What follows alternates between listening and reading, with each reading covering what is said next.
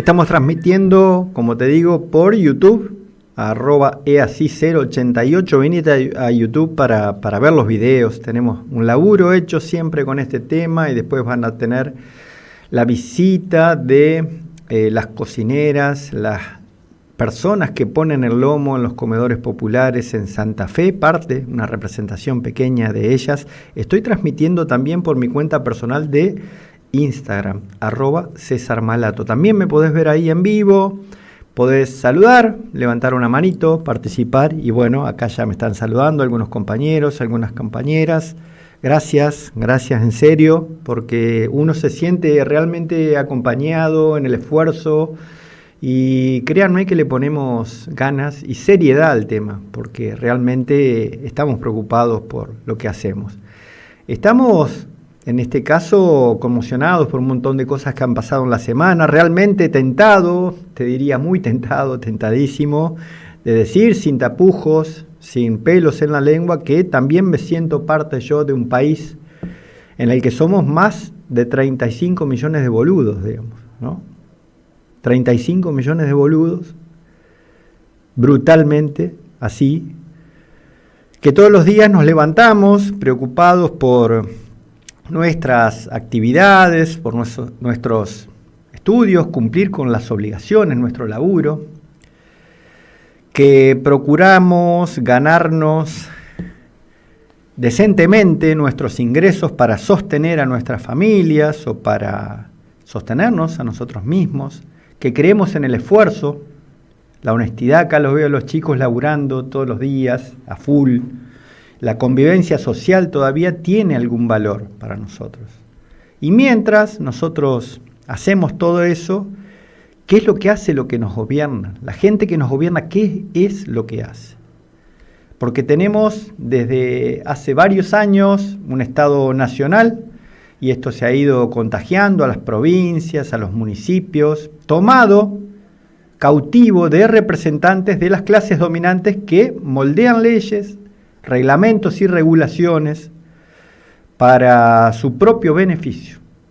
Todo es para beneficio de la clase dominante, de la gente que tiene guita, que maneja la economía en nuestro país y en el mundo. No hacen cosas para mejorar la vida de los pueblos, de la gente, no hacen cosas para generar empleo, no hacen cosas para desarrollar la producción, el comercio, la industria, los servicios, el campo, no hacen cosas para fortalecer la educación pública, hacen cosas para enriquecerse, para vivir del Estado, tanto que aborrecen al Estado, que hablan al pedo de la cuestión pública, de los políticos. Lo primero que hacen cuando llegan al Estado es ver cómo se llenan los bolsillos ellos. Se apropian cotidianamente de recursos que son de todos y de todas, recursos públicos.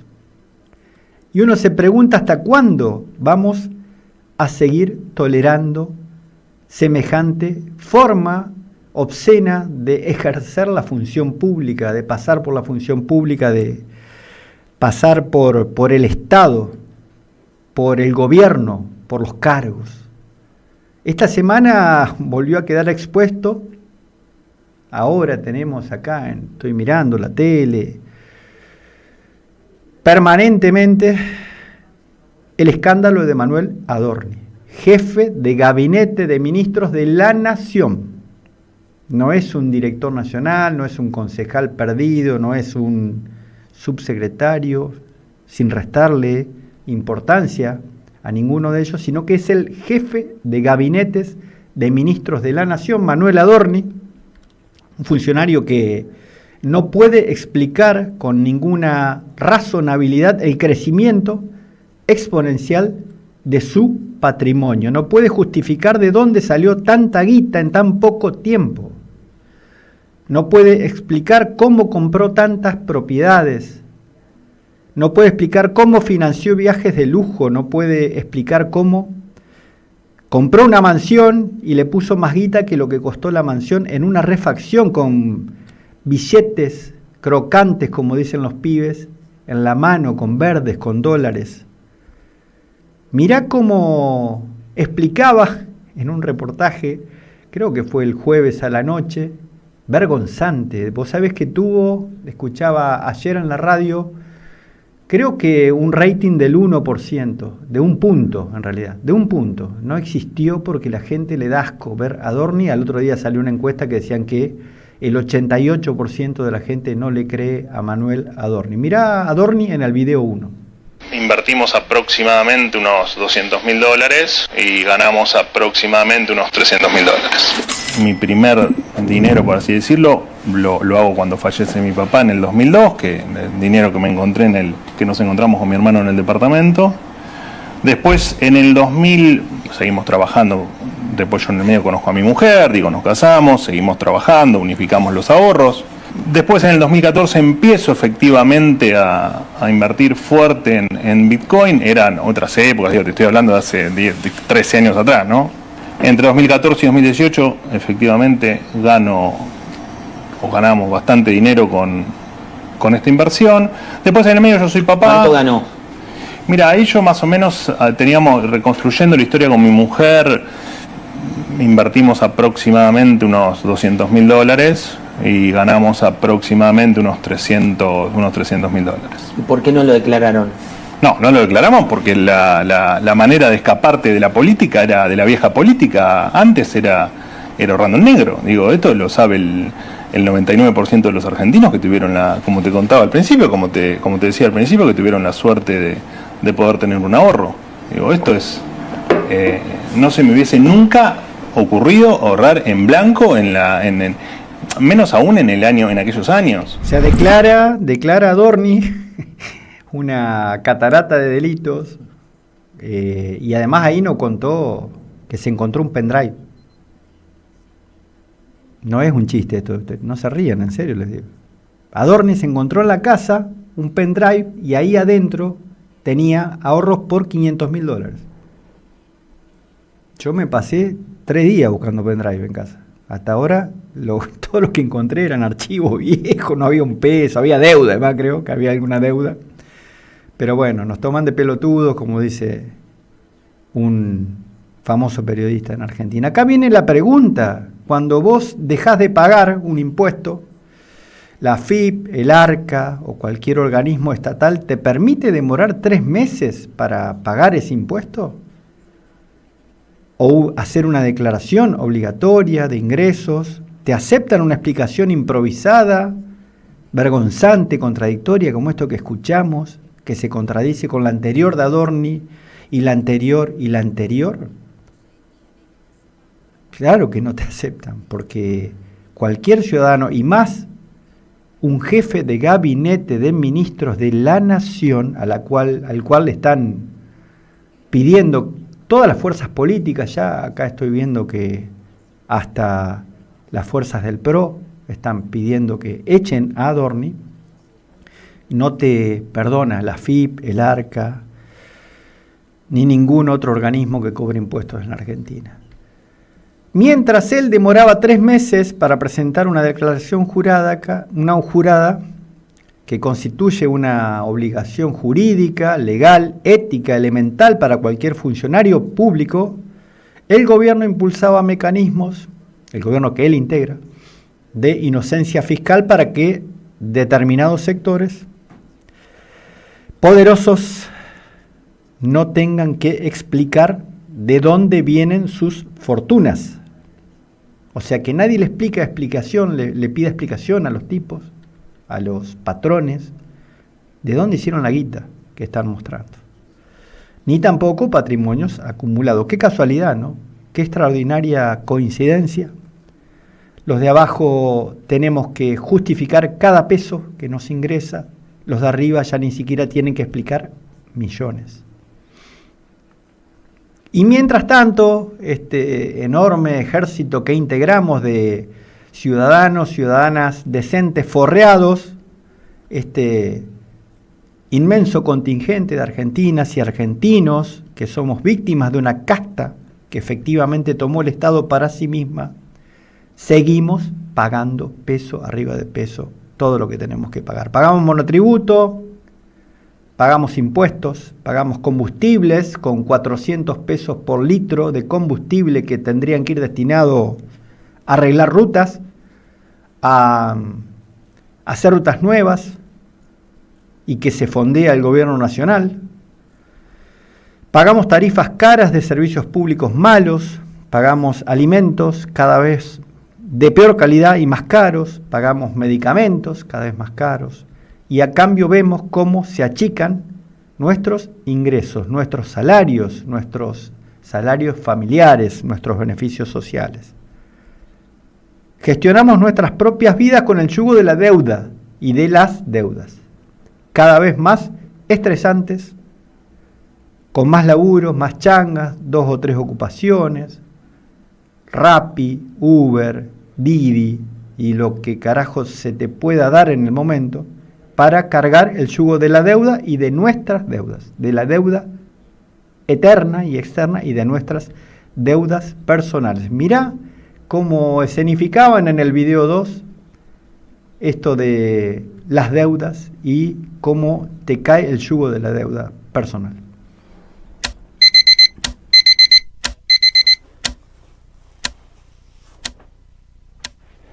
Buen día.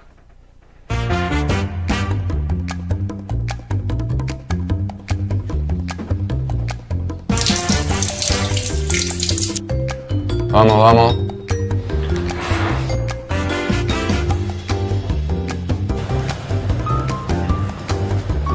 No, ojito,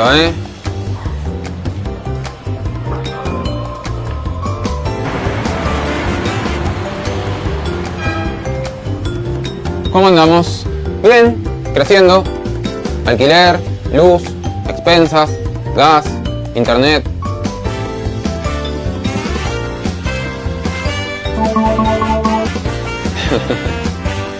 Vamos. Con crédito,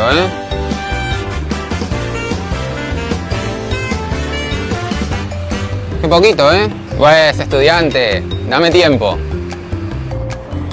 ¡Epa, qué bien! Y es jubilada. Los remedios.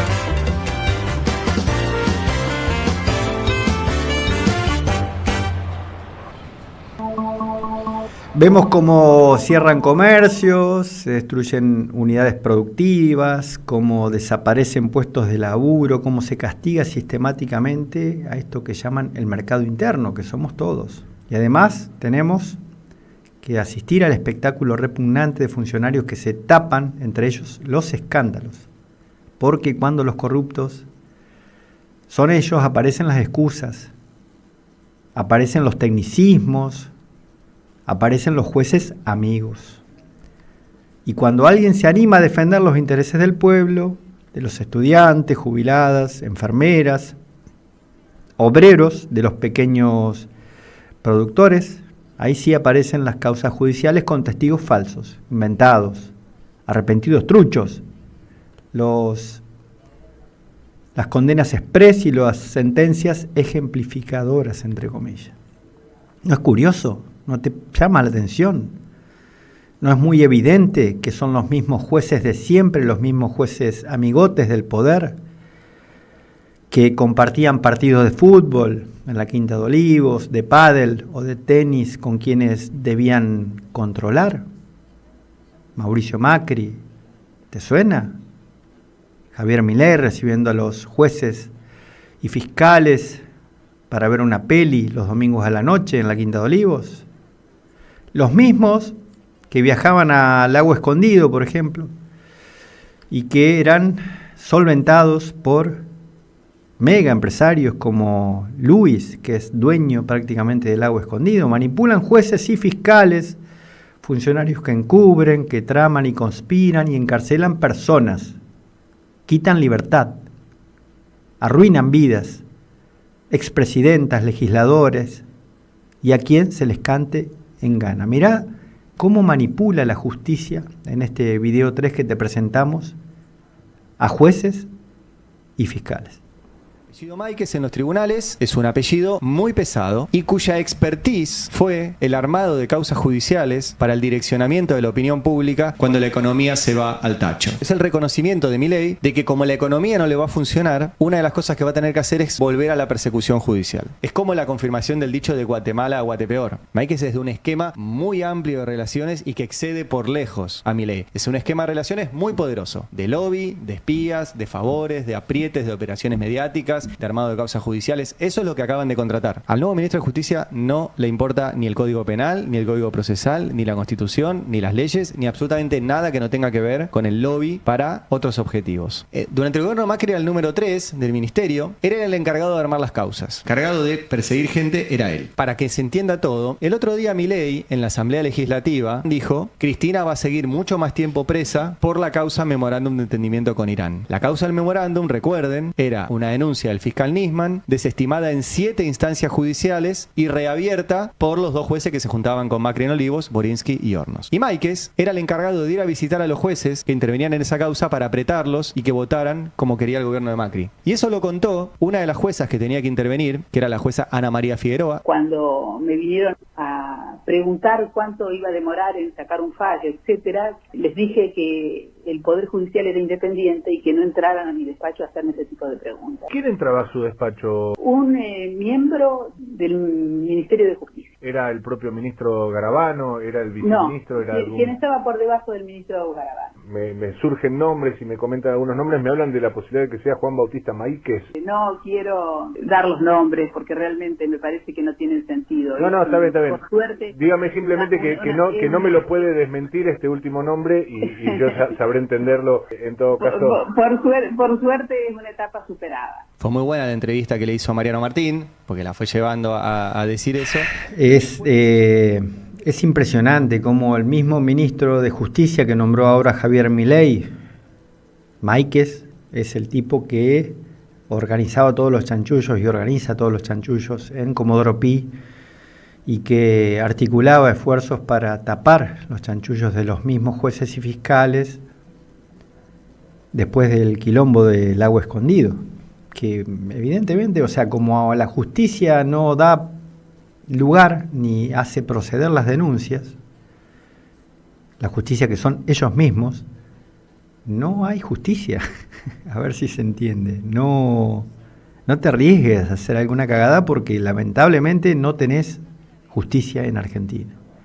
Los mismos que frecuentaban las mesas del poder político y económico que hace un año, esta semana encarcelaron a Cristina Kirchner y que al mismo tiempo hacen la vista gorda frente al festival de corrupción que representa este gobierno. Y digo festival porque siquiera hacen ningún esfuerzo por ocultarlo. La presa del balcón, esa llaga que arde al sistema judicial y político en Argentina, recibió y recibe un trato que no tienen ni siquiera los narcotraficantes, los genocidas, los responsables de delitos aberrantes en Argentina. Nos detenemos un instante en eso, a ver si lo podemos reflexionar un segundito nada más.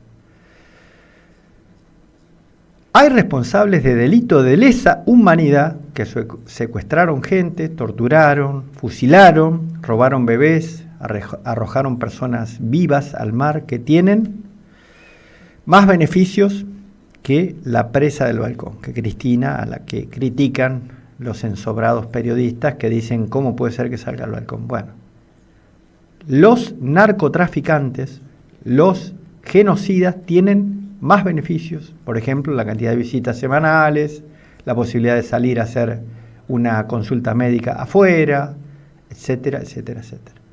¿De verdad creemos que esto es justicia? ¿Alguien cree que esto fortalece la democracia o estamos frente a un mecanismo disciplinador destinado a decirle a cualquiera que quiera desafiar determinados intereses lo que le puede ocurrir? Estos jueces no representan la imparcialidad. Representan intereses económicos concentrados, que son justamente quienes saquean nuestros recursos naturales, nuestra riqueza nacional, y que también son los mismos que se presentaban conjuntamente con Javier Milei, como los topos que venían a destruir el Estado por dentro, los mismos que prometían terminar con los privilegios de la casta y hoy usan al Estado para beneficio propio y para favorecer a los poderosos, para ponerle cartel de remate a nuestra Argentina. Hoy usan el Estado para entregar la soberanía en los recursos naturales.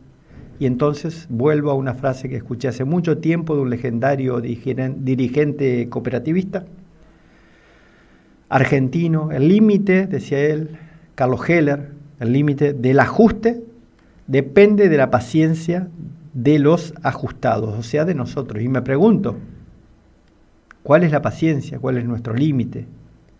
Que nos pisen los salarios, que nos echen del laburo, que nos corten los beneficios laborales, los remedios, que apaleen a las jubiladas, a los jubilados, que se humilla en la Argentina ante el mundo.